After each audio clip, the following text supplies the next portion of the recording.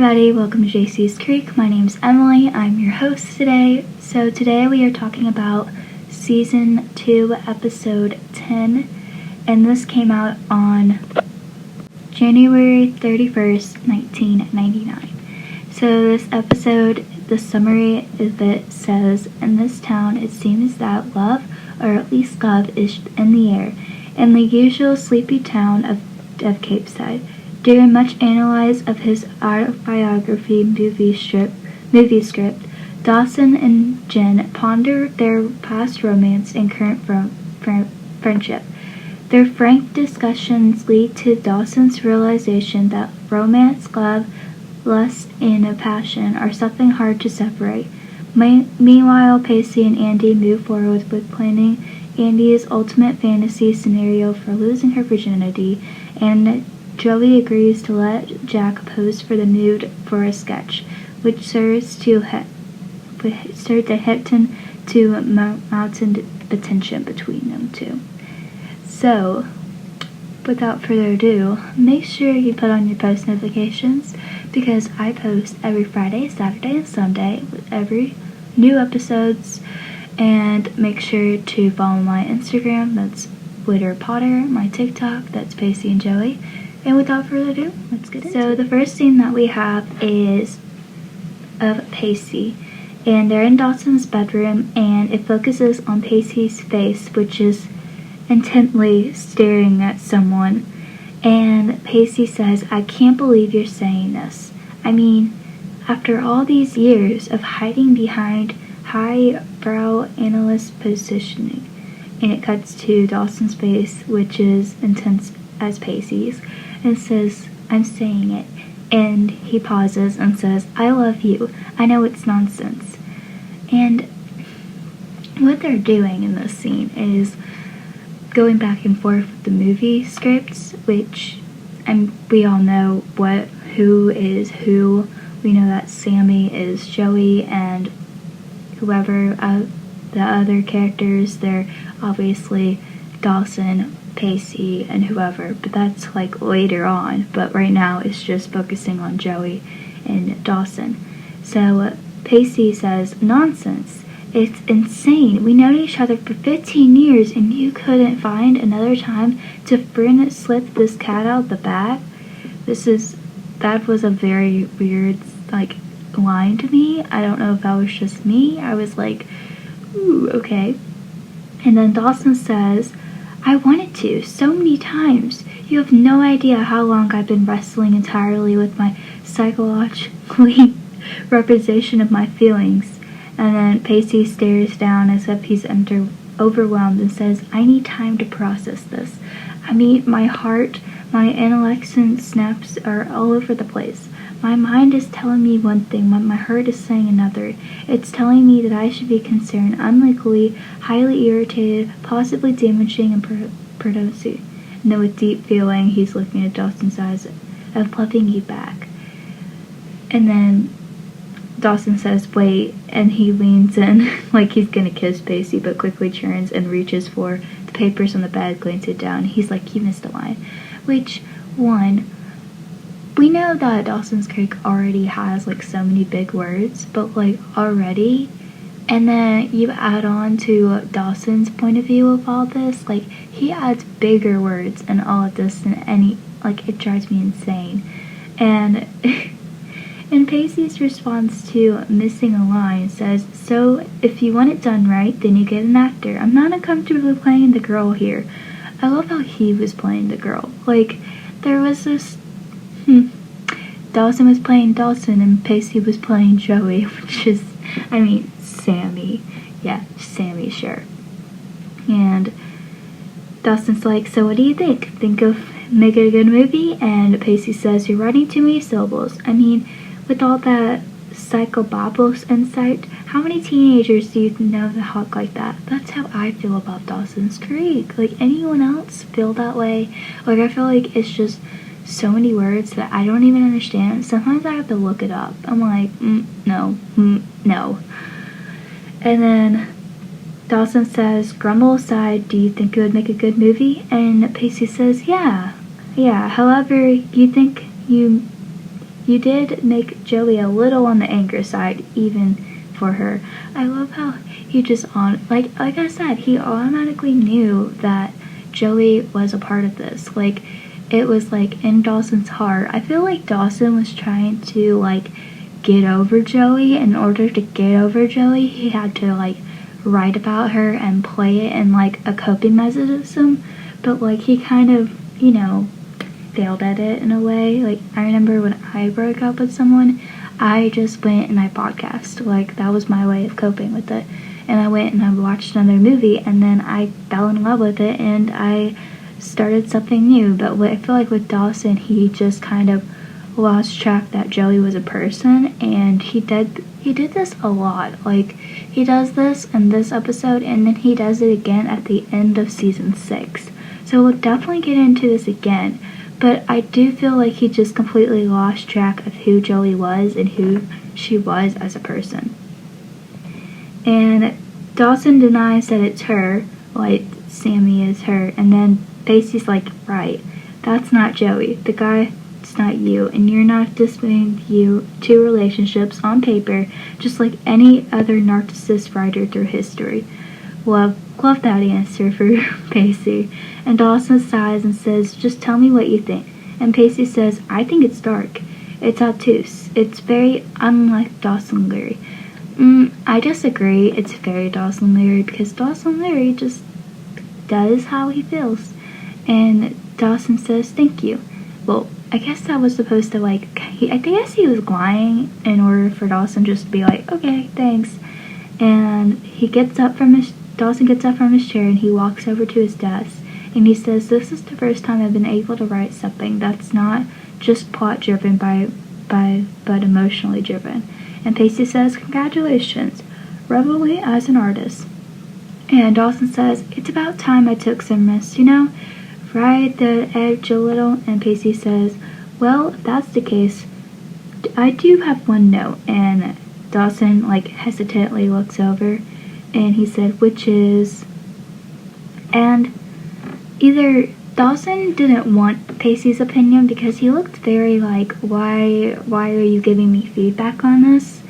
And or two, he thought he was going to say something inappropriate, which in a way Pacey kind of does, but kind of doesn't.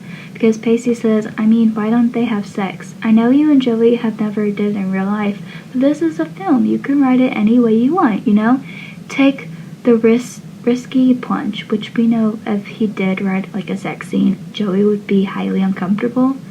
And I don't think Dawson would do that to Joey, but another way I kind of feel like he would.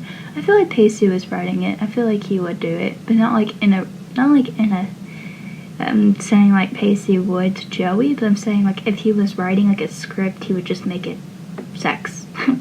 And Dawson says, aha, see, I have. And Pacey looks at skeptically, and Dawson says, how many movies have you seen where there's a bunch of horny teenagers go at it like rabbits? I mean, that's the safe choice. And Pacey laughs. And Dawson says, the riskier, edgier choice is to have them not do it.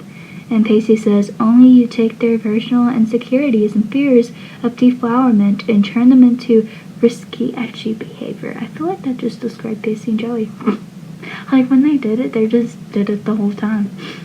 And I feel like when, like, TV shows add, like, couples doing it, I feel like they kind of lose the sentimental part. Like, they kind of just go off. Like, for example, when Pacey and Joey did it, afterwards, it was kind of quiet for a little bit, and then later they broke up, but I feel like the relationship was kind of ending even when they did it. And that might have been just me. Like, I feel like for a couple episodes they were really, really good, but then for a while I was like, I feel like this is like, once they like had sex, I was like, they're gonna break up soon, because every TV show that I watch, they always break up after they have sex. So that's just my opinion. But I also feel like they don't really like make it good. Like, here's an example as well. I've been watching Gilmore Girls, which I'm pretty sure I might have mentioned that, but I have finished the show. And one thing I have noticed was when, let's say, I know Dean was married. If you have not watched Gilmore Girls, you may want to skip like 20 seconds or 30 or 40. And I know Dean was married, however, I feel like Rory and Dean, when they did it, they kind of like ruined that romantic thing. Like it was kind of like a teenage thing. But I feel like when Logan and Rory did it, like they were good for a while, but then they broke up, and I felt like that was a big deal. And I feel like every time a show ends up breaking up, it's like after a couple episodes after they had sex. That's just my opinion. Maybe that's wrong, but I don't think it is. So Dawson replies back to Pacey by saying, "Oh yeah, I have no problem being a virgin, alright? I'm sorry if my confidence in my currency is discomputed you." And Pacey looks at him bewildered, and Pacey says, "Discomboom, you wait, I have no idea." And he says, "How many syllables is that?" That's only Pacey. And then Dawson throws his script at Pacey. I feel like Dawson also denied having like a sex scene in there. Wasn't because he like wanted to make it unique. I think honestly it was because he didn't know what it was like. So therefore he just, didn't want to add it in there, which I find kind of funny. So the second scene of Pacey is Pacey entering the halls of Capeside, and he heads straight for Andy, and he holds up a sheet in front of her. And he clears his throat, and Andy says, "Hey," and then reads the paper, and she says, "What's this?" And Pacey says, the results of Pacey Witter's HIV test. Which I feel like was kind of like, alright, like they're already having this moment already. Like, I feel like they just got together, but okay. And Andy's like, "You got tested?" And Pacey says, "Because you told me to." And Andy says, "But you argued with me." And Pacey says, "Andy, I always argue with me. It doesn't mean that I don't listen." And then Andy says, and Pacey says, "And it's negative," which is positive in my book. And Andy says, "Congratulations, I'm so proud of you. Getting tested was very responsible of you. Just don't think that getting tested means that, we're gonna." And Pacey acts completely clueless, and he goes, "What?" And Andy's like, and Pacey's like, "No, I have no idea what you're talking about." And Andy says, "Okay, we haven't been very, physical or anything, and I'm not opposed to making more intimate, but I just want you to know that everything happens at a perfect time and a perfect place." I love how Andy is just so uncomfortable with this whole situation, and Pacey's like, not really pushing her, but in a way, I feel like he does. I feel like the subject to Andy was very sensitive, and I feel like to Pacey, he's a guy, so therefore it's like, And I feel like the writers kind of made it like that.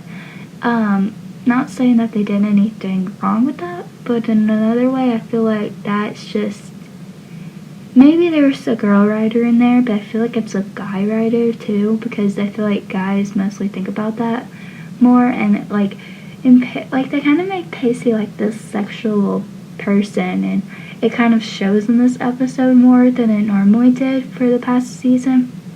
But I feel like in this it was kind of like awkward, you know what I mean? And so, and Pacey says, "I didn't get tested to engage in an unhabitable scrubbing with you. I got tested for me. I don't want to jump in a sack with you." And Annie says, "Oh, why not exactly? Do you not find me attractive?" Which first she went, I'm not ready for that. And then like once she got denied, it's like a girl thing. I kind of feel like maybe it's a guy thing too, where like, oh, like, wait, do you not like it? Like, are you telling me you don't want to do this with me after I told you I don't want to do it in a way? And Pacey's like, "Of course I find you attractive, Andy." And Andy's like, "But you don't want to do it." And Pacey's like, "Do you want to do it?" And Andy's like, "Well, I asked you." And he's like, "Well, I'm asking back." And Andy said, "You first." And Pacey says, "I like to scrub with you any day of the week, okay? But we got all the time in the world. There's no need to rush into anything." I love how he does say that, because I feel like that's why Andy wanted him to say it first rather than her say something and him be like, that's not the right answer.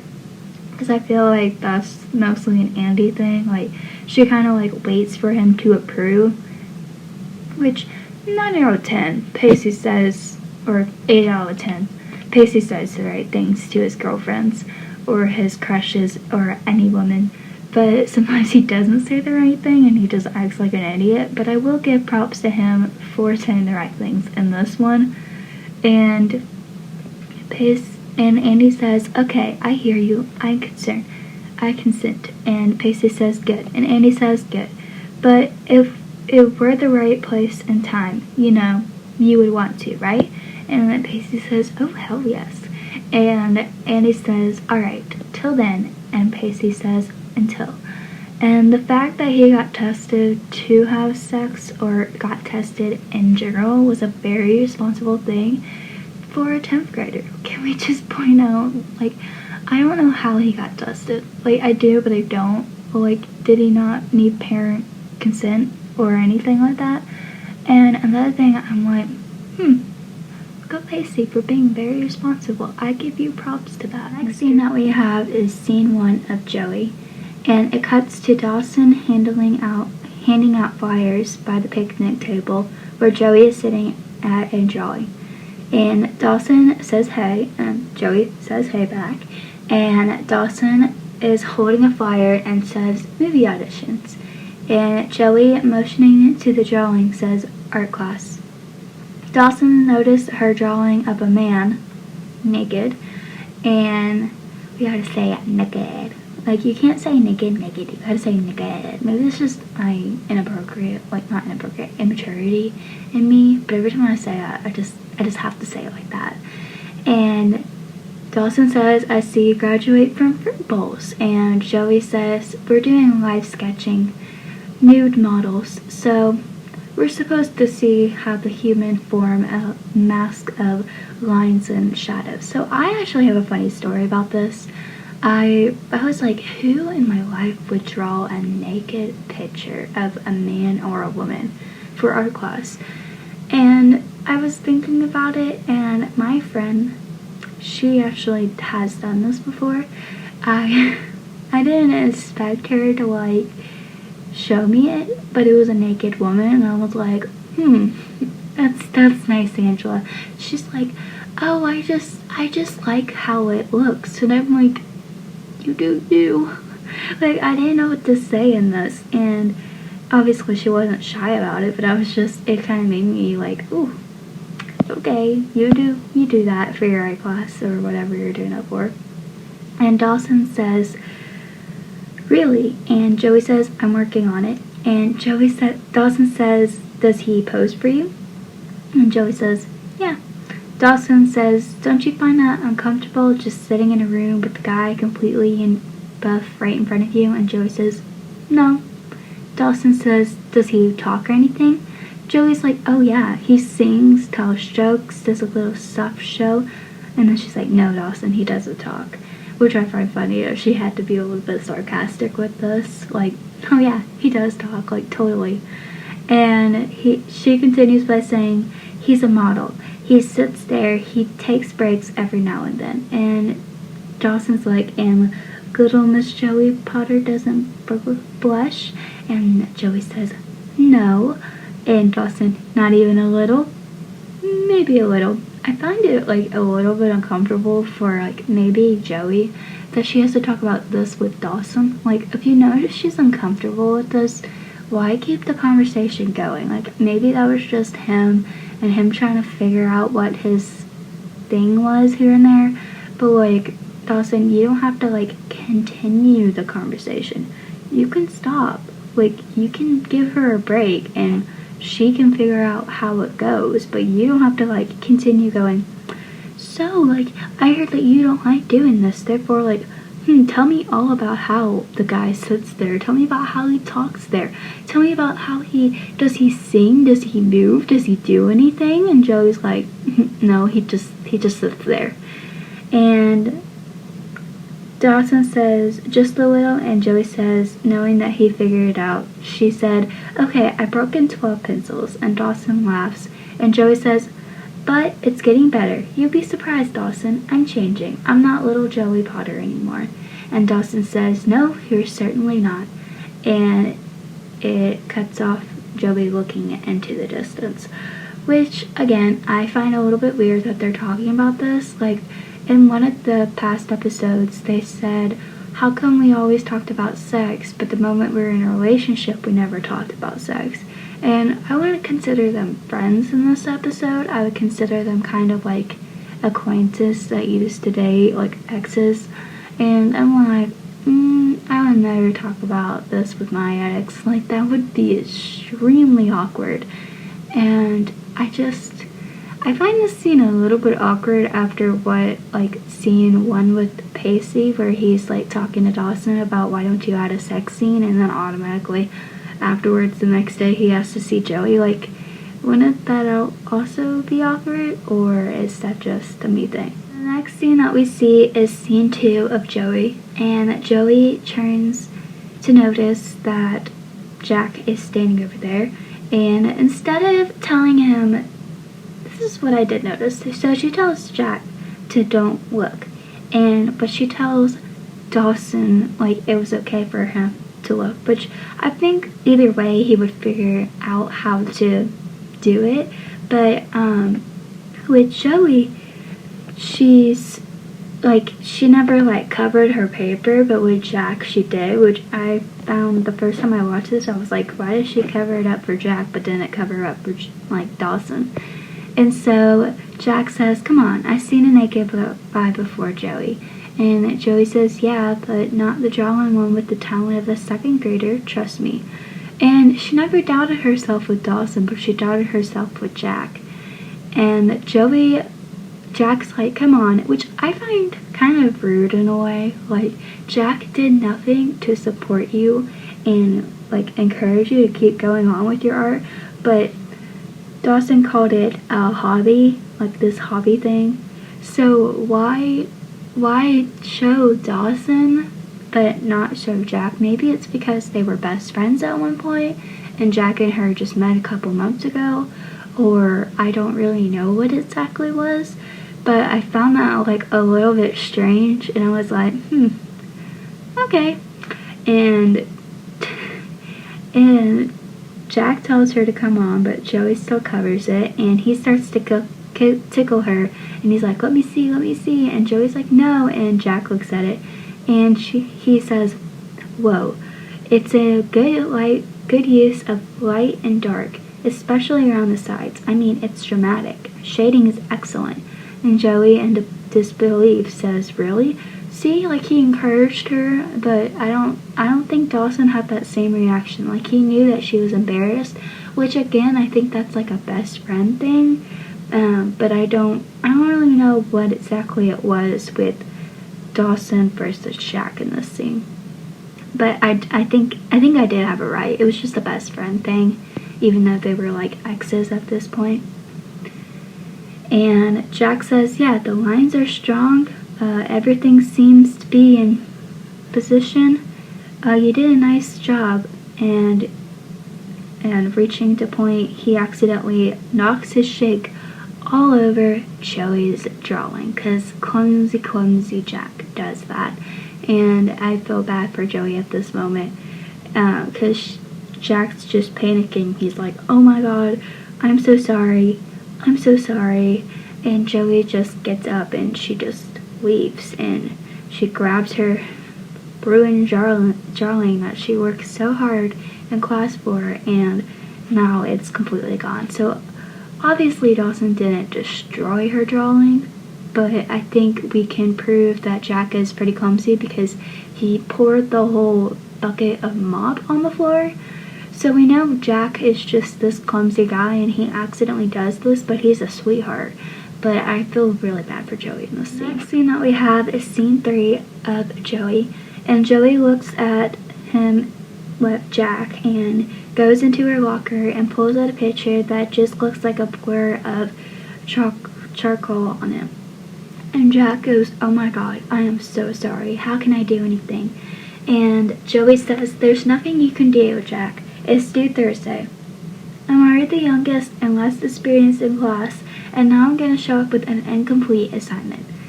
And Jack's like, "Can you redraw it?" And Joey's like, "Not from memory. I mean, this is a new man.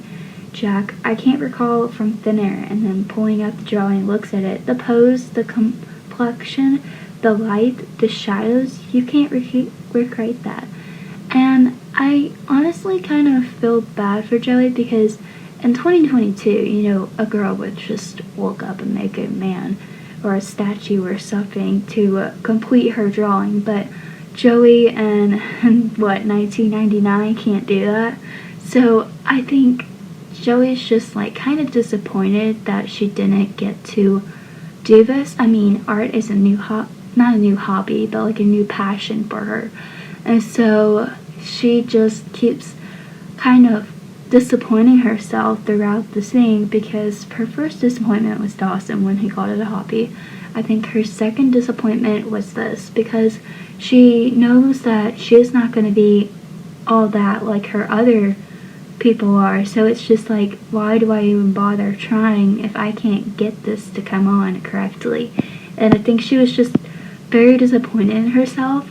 Like, she just wanted to be this perfect artist in a way because Joey was struggling. It was kind of like how Dawson's recreating that movie. Like, she wanted something that would be good enough for her drawings. She wanted something that would be good enough to get her feelings out there, so she focused on her art. But then when people say something like, "Hey, I don't like that," or someone corrects her, or someone spills a shake all over it just kind of ruins the whole mood. Like, when someone corrects you and it's like, why are you even bother like correcting me at all? And you don't want them to correct you. I feel like that's how Joey felt most of the time. So now like her whole thing is just completely ruined. There is no purpose of even turning it in. Like, she can't just go up to her teacher and say, "Hey, someone spilled a shake on this." But I feel like Joey is just doesn't know what to do, and especially now, like, we would just look it up and Joey can't even do that. But I feel like even looking it up, it wouldn't like give the proper lighting and stuff, so I feel like it would be a little bit different, but at the same time I don't feel like it wouldn't at all. So Jack says, "Let me pose for you," and Joey is confused and asks him what, and Jack says, "Yeah, no, I'm serious. Let me pose for you. No big deal." And Joey is like in disbelief that he even like suggested that and says, "You want to pose for me naked?" And Jack says, "Uh-huh, yeah." And Joey slowly puts the drawing back in her locker, shutting it. And she said, "Let me think about that." No. And Jack says, "Okay, what happens if you don't turn it in?" Joey's like, "Look, I get enough, not to mention the embarrassment and feelings of a troublous inquirements." And Jack says, "All right, then that's it. I'll pose for you." And Joey says, "No, you're not." Because Joey definitely didn't want to see Jack naked because she has to see him every day. And Jack's like, "Why not? Like, you afraid to see me naked?" And Joey's like, Joey's a prude, tackle, clever but wrong. Like, we can tell that Joey and her bicker with Pacey kind of comes out with this pervert prude, and so when she kind of says Joey's a prude tactic, it kind of reminds me of like how Pacey said that in season 1, like pervert prude, and it just went back and forth. And Jack says, "All right, then what is it? Are you scared that it might get sexual or something?" And Joey says, "Believe it or not, Jack, not every moment with you is sexual charge. Sorry." Which, ouch, but I mean, you kind of deserve that for spilling shake on it. And Jack says, "Well then, there should be no problem. Come on, I feel awful about this. I don't want to fail your first art project because of me, so let me help you." And Joey says, "You're serious, aren't you?" And Jack says, "I'm serious. I have a huge deal about things like this, so don't feel weird. I don't." And Joey says, I don't know, Jack. I don't know if this is good for us. And Jack says, strictly professional, okay? Come on, Joey, this is your art. And Joey says, well, I guess the man form is a man form. And Jack says, good, it's settled. I'll come by your house tomorrow around 7, yeah? And then Jack walks away and Joey's just looking at him. Which I feel bad for Joey because Jack is her friend. And now she has to see him naked. So, naked. But I feel bad because if I had this situation happen to me, I would be like, you better get that off a book or something. Like, get that off a magazine. Make someone else do it. Get an F on your project. I don't want to see you naked. Okay. The next scene we have is scene 3, Pacey. So, Andy turns to find Pacey. She holds up a bag behind her back, and they're in the pharmacy. And Pacey says, hello, McPhee. What's shaking? And Andy says, hey, Pacey. Hi. And Pacey said, what you got in the bag? And Andy says, nothing. And he takes it from her and looks and takes out a bottle and Pacey says, Andy, please, give it back. And he starts reading the bottle. Pacey says, Andy McPhee, take 2 tablets a day as directed. Xanax 20 milligrams. Xanax, isn't that for severe and depression and anxiety, right? It's Prozac. So Annie blames it on her mom, and she says, we have the same first name, Andrea. And Pacey remembers, and he regrets mentioning it at all because that's who Pacey is, but little does he know that's not actually the full story. And Pacey says, yeah. And Andy says, please, Pacey, she's getting better. And Pacey says, I'm sorry, really sorry, I didn't know. And Andy says, it's okay. Pacey said, you're such a good daughter. And Andy says, what are you doing here? And Pacey says, nothing, just picking out some stuff. And Andy says, in the condom section? And Pacey's like, how odd. You don't think this is a sign, do you? Like the love goddess are trying to send us here? And Annie says, no, I think that would be you. Like, she's just automatically straightforward. Like, no, that's you, not them. And Pacey says, I'm just engaging in a little endurance, hoping that someday it would lead to something a little more tangled. And Annie says, hey, I'm all for destiny and physical side of Pacey prepared. And Annie says, hey, design for that woman extra pleasure? Yeah, how would they know? And Pacey, surprised, says, what? And Annie says, well, you're right, we should be prepared. In case the mood strikes, and we'll be ready. And Pacey says, are you serious? And Annie says, yeah, as might as they will, why we have them stand by. I mean, we can be adults about this. And Pacey's like, you're serious. So I feel like that was a responsible thing to like get condoms, but at the same time, that reminds me of, everyone probably knows where I'm going to go with this. It reminds me of an episode in season 6 where Pacey gets condoms to be protected with a stranger. So there also remembers where Pacey Witter is always prepared for his women. That's kind of the truth, I guess. Not, I guess. Oh, and then that one time where he had a condom in his wallet. We see a lot of scenes with Pacey with condoms now that I think about it. Like, it's kind of weird. Next thing we see is scene 3 of Pacey, and it cuts to Pacey and Andy walking out of the store. And Andy says, I put a lot of fantasy into this, and I want my first time to be special, because every first time, in my opinion, should be special. Without Andy, like, really saying that, I feel like, yeah, Pacey would try to make it special and, like, try to make it good for her, but I also feel like it could go 2 ways because we've seen Miss Jacobs and Pacey on the ground having sex, so if Andy didn't say that, I kind of wonder where it would go. I feel like Pacey would be the romantic type and wouldn't do anything to, like, hurt her, but I also feel like he would, like, be gentle, like, you know what I mean? Like, he would take it at a step where it's, like, big and fancy and sweet, even if she didn't say anything, you know? Like, I wasn't saying gentle as in, like, you know, that part, but I'm saying like gentle as in pushing her forward, which he does. And he says, Pacey says a bed and breakfast, and again, good thing Joey's place didn't open up now. And Annie says, it's my fantasy, go with it. Lavender candles and cinnamon or somebody equals as old style and romantic. And Pacey says, okay, scheduled and bathroom breaks, or does the poor guy have to hold it in all night? And Annie says, okay, I'm sorry, but deciding to lose my virginity is a huge deal, okay? I mean, I didn't hold it in for 16 years to lose it on one drunk, fleeting moment in some scanty backseat of a late model American car, okay?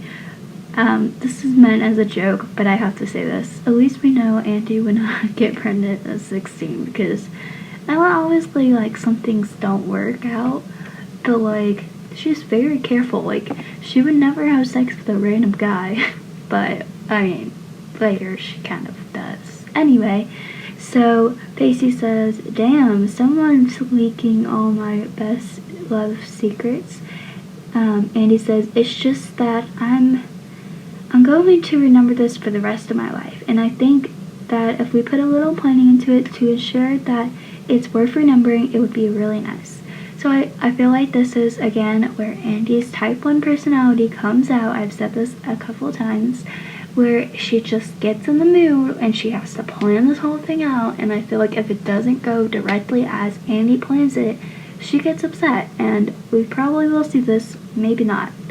And Pacey says, I know how important the first time is. Believe me, of all people I do. Kiss of Miss Jacobs.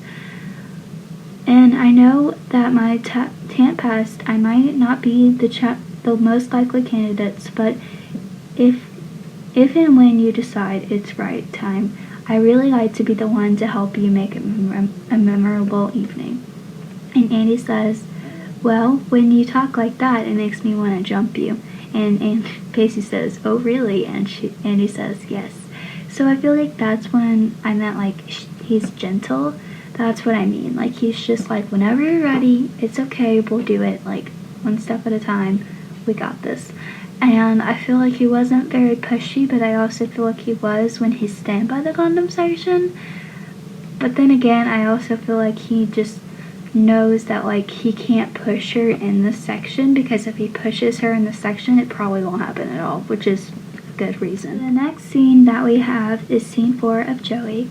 So Jack says, I'm coming out, and he stands out of the bathroom, and she doesn't look at him, and she goes, Jack Buffy, reporting for duty. Where do you want me? And Joey still doesn't look at him, and she says, you could sit on the couch or the chair, or you could stand, or you can move. And Jack's like, do you want me to take the couch? And Joey says, okay. Jack says, Joey, if you're uncomfortable at all, I can just, keep a towel on for a while until you get loosened up. You can kind of sketch around it. And Joey says, Jack, I'm fine, whatsoever. And Jack says, okay. And he starts taking out the towel, and Joe's like, you're probably right. Maybe the towel was a good idea. And she's like, it will give me a chance to just concentrate. And Jack says, oh, deja vu, this is the scene from Titanic, which I was going to point this out.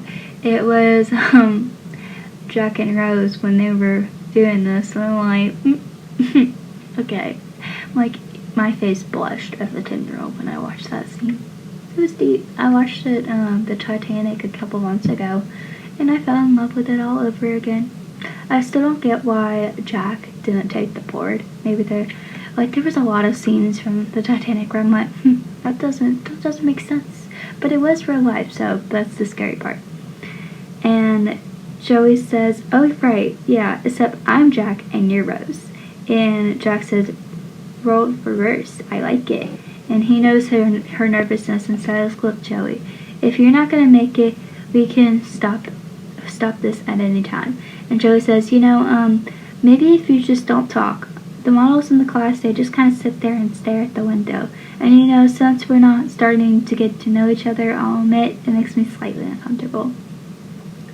And Jack says, well, just imagine how comfortable we're going to be around each other after tonight. And she just stares at him and starts drawing and then stops. And she says, Jack, I can't do this. I don't think this is a good idea. I've tried to be an adult about this and I behave like little Joey Potter.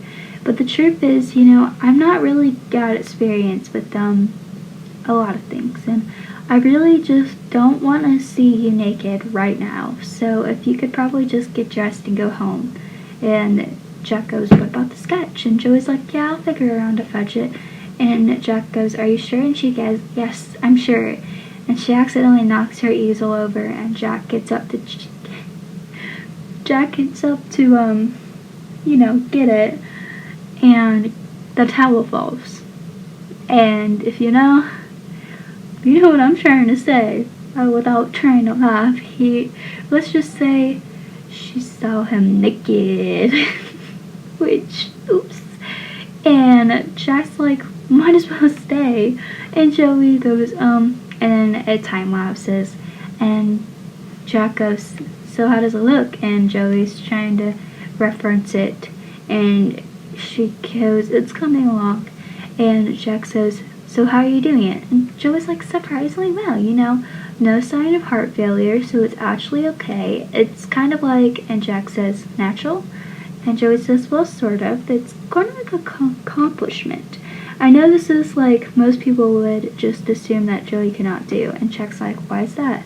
And Joey says, sort of. And Joey's like, I mean, you seen how I live. I don't get out much, and I guess my life just kind of plain sometimes. And Jack says, does that bother you? And Joey says, yeah, sometimes. A good discovery about the whole art thing is that it allows me to take chances, I mean, this is risky. Art is risky because, everything I draw or paint or take classes, I just feel like I'm doing something special, just for me. Does that make sense? And Jack says, it feels dangerous. And Joey's like, yeah, why is that? And Jack says, art is a world of uncertainty, and it makes us scared. And Joey says, and what scares you? And he goes, sex.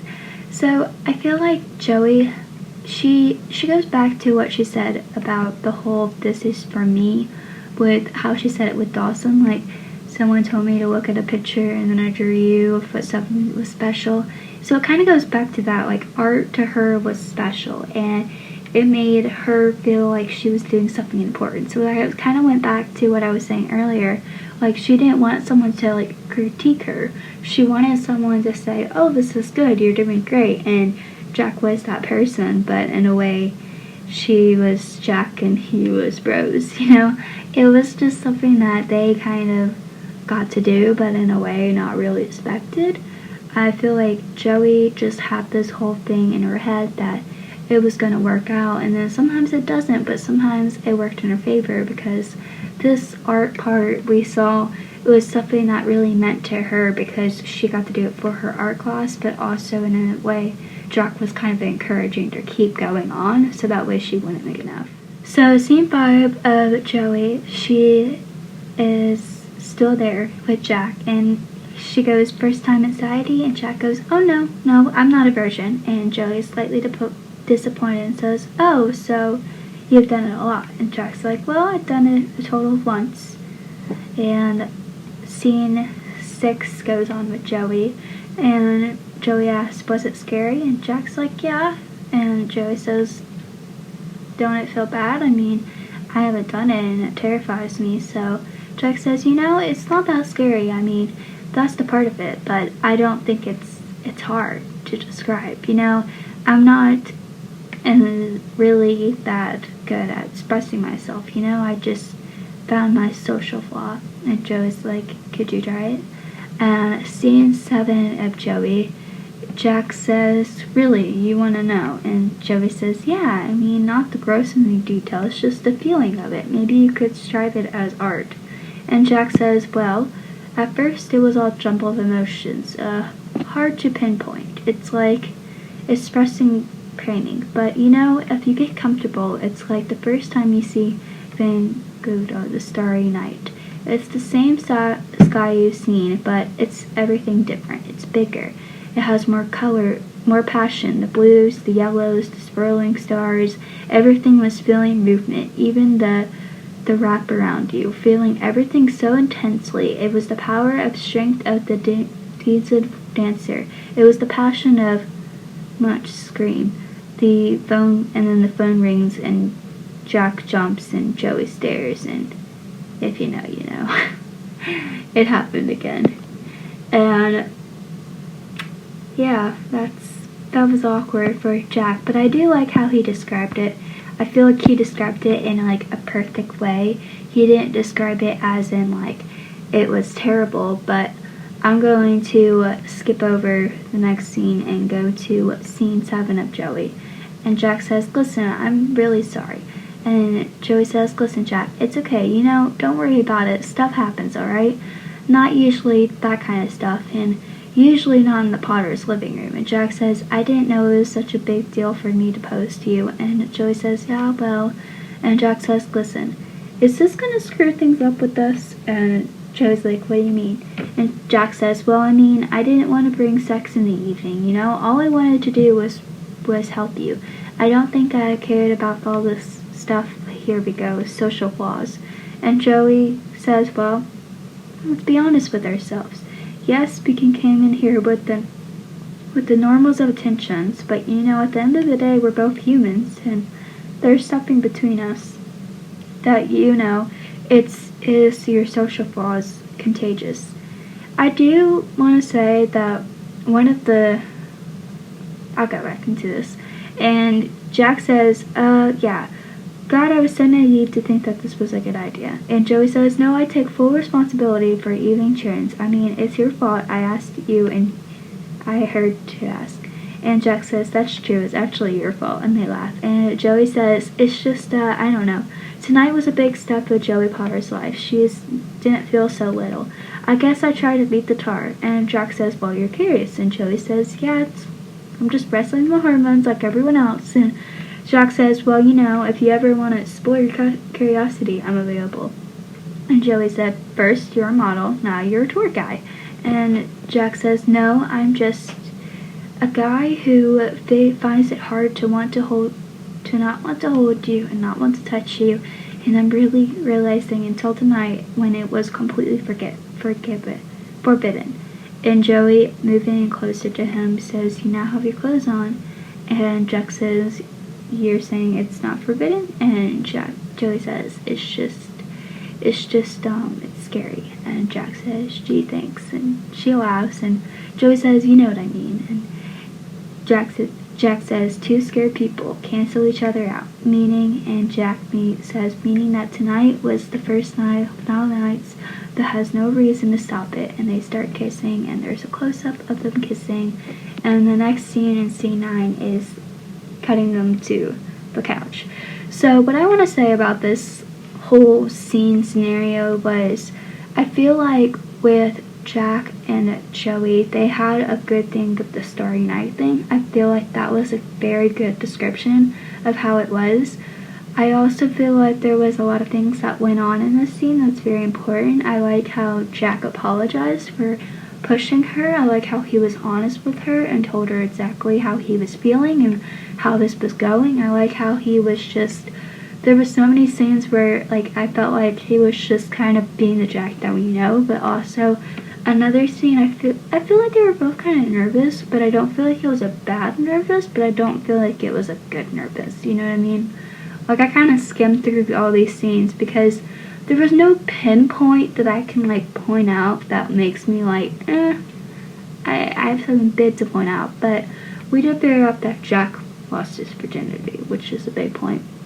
2, they were kind of like flirting back and forth about how they should hold each other and stuff, and Joey's like, "Oh, you have clothes on, so now you can hold me." So obviously the big point right here is that they were kissing, and so they went from Jack and Rose to kissing on Joey's couch. And one of my favorite parts about this scene where Joey's like, "This isn't usual for my living room situation," you know. I feel like when Jack said, "Will this change everything?" I think he went back to the full moon scene where Joey stopped talking to him for a little bit. Instead of like Jack like pushing her to talk to him, he gave her the space that he needed. And I feel like that's one of the reasons why Joey went back and talked to him, because he gave her that time and space that she needed to think about everything, and she needed to like process the information, and he needed to process the information. So therefore it left to this scene where he was helping her out. But I feel like the whole episode with Joey, it was just kind of pointing out that Jack was there for Joey whenever he needed her. And I feel like he was doing something uncomfortable. I listened to this episode about sacrifices, and this kind of reminded me about this episode. So this morning, when I was listening to this podcast episode, it was called Sacrifice from Thick and Thin. And she was talking about how we need to make sacrifice in order to get the things that we want. So I feel like Jack was kind of making a sacrifice in this episode to get the things that he wanted. He wanted Joey, so he made it happen. And I feel like that's one of my favorite parts about Jack. Like, if he wanted something to happen, he let it happen. And maybe it's just the crappiness that Dawson laid on me, and we haven't seen Pacey and Joey, like, as a couple yet. But I feel like right now, Jack is a good guy until, like, obviously he stays a good guy throughout the whole entire show. But for right now, he is a good boyfriend, as I want to point. But that feels a little bit awkward to say after knowing what happens later. But I do feel like at the moment, it was kind of like what I was saying from the very beginning with how this whole podcast started. Like, the whole reason for this podcast to start is I said that there was certain people that came into Joey's life and that came into Pacey's life that were meant to be for that season, for that period, for that episode. And I feel like this is one of those things. I feel like Jack came into Joey's life at a certain moment where Dawson was just crappy.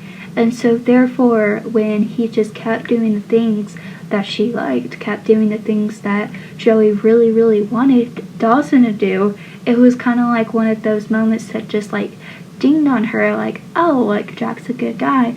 But in my head, I was like, Jack is a good guy, but I feel like she just kind of set her standards higher, you know what I mean? Like, she set her standards pretty low with Dawson. Therefore, when Jack was doing this Jack and Rose thing, it was amazing to her. She thought it was nice that he pointed out the art thing, that he pointed out the starry night to describe his sex life. Like, I feel like all those things were just kind of like making Joey realize, like, oh, this is good. And the reason for that was because she never saw that with Dawson. She never saw anything that romantic with Dawson. Like, I feel like Dawson thought he was romantic, but he wasn't really romantic in the sense that Joey needed. So then later, I'm going to talk about this in season 3, when Pacey does all these things, it's kind of like a step further. Like, she needed to have Dawson to get to Jack, to get to Pacey, because Pacey set all those standards higher. And we all know that. That's why we're talking. That's why you guys are listening to this podcast, because we need to, like, focus on where Joey is as an individual to get to who she marries. And she has a few boyfriends. She has that guy Andrew from the first season. She has Dawson.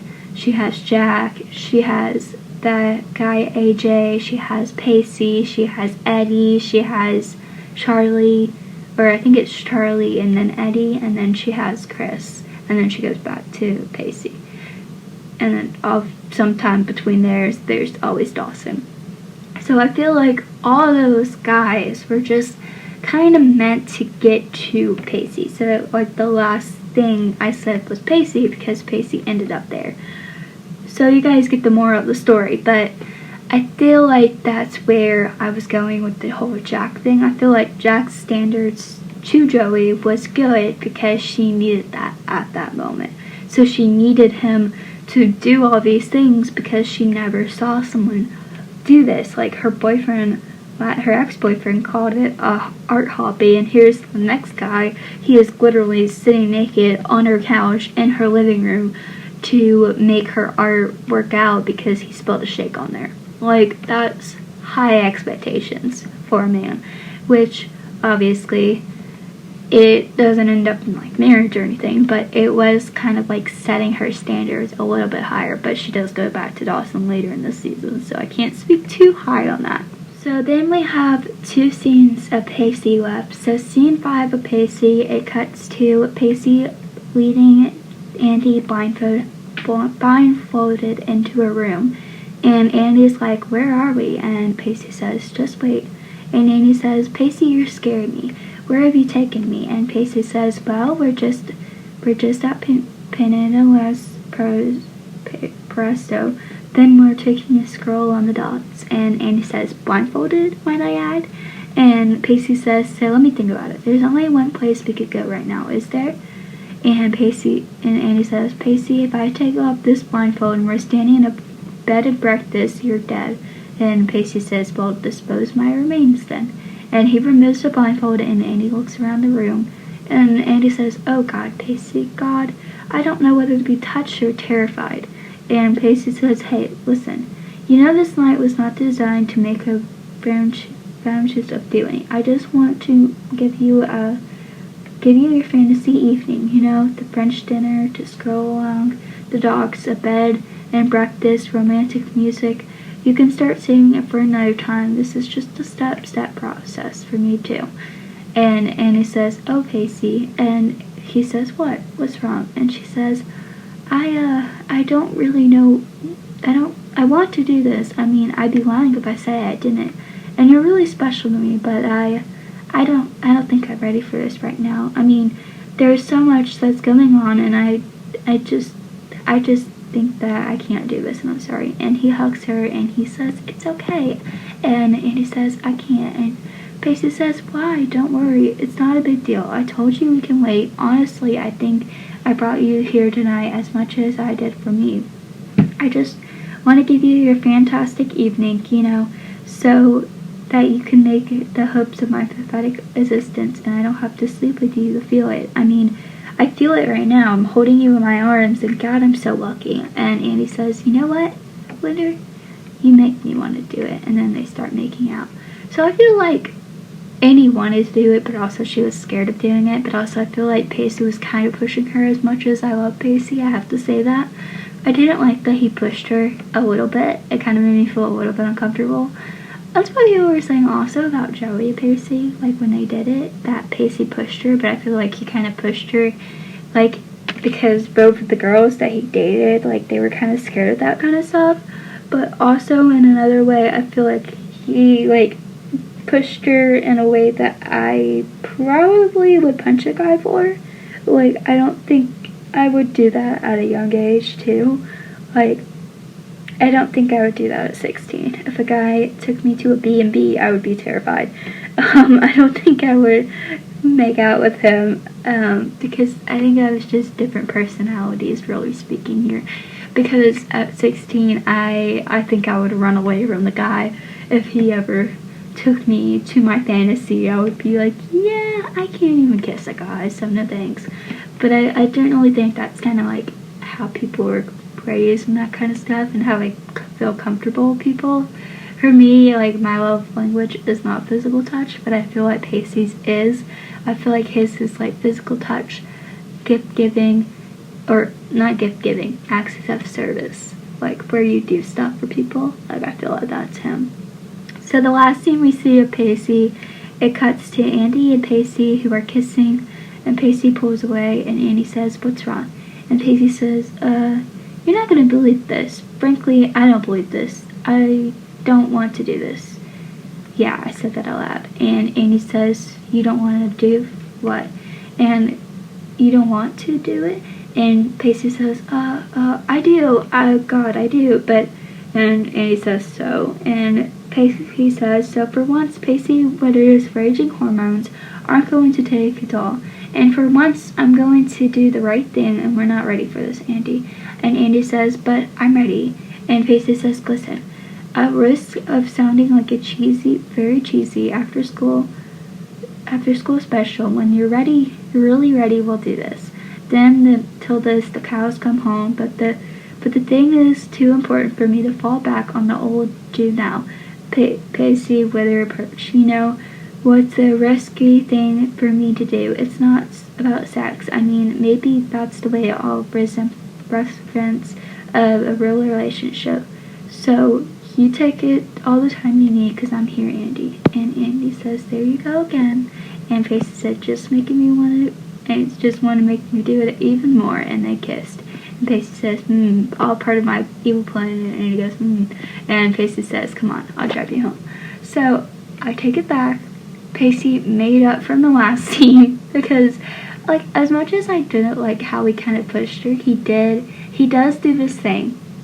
And he did the same thing with Joey. Hate to compare it, but kind of have to. Where he was like, I don't know. I feel like with Joey, he was ready, because she did this whole speech and she knew that she was ready. But also in another way, I feel like Joey was ready because they've been together for a long time. I feel like Andy and Pacey were together for a long time. That's why Pacey kind of stopped it.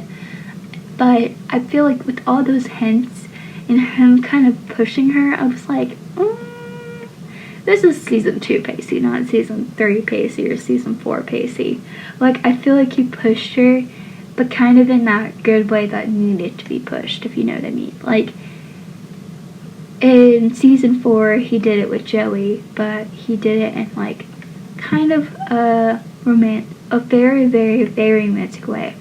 But he did, that's 2 seasons later, you know what I mean? So from season 4 Pacey to season 2 Pacey, I can't compare that, because that's totally different. So at the end of the day, I have 2 things I want to point out. One of the things that really got me, it was just sex. That was the whole entire episode.